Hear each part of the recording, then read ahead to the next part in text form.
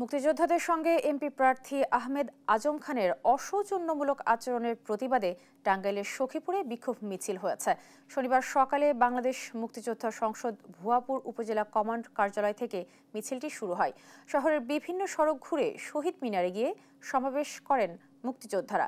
বক্তারা বলেন, বীর মুক্তিযোদ্ধাদের অসম্মান জাতি কোনোভাবেই মেনে নেবে না।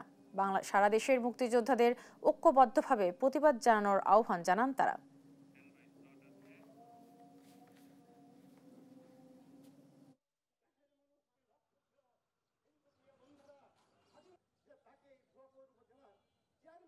আমাকে কেন্দ্রীয় কমান্ড নির্দেশ দিয়েছে ওনার বিরুদ্ধে মামলা করার জন্য।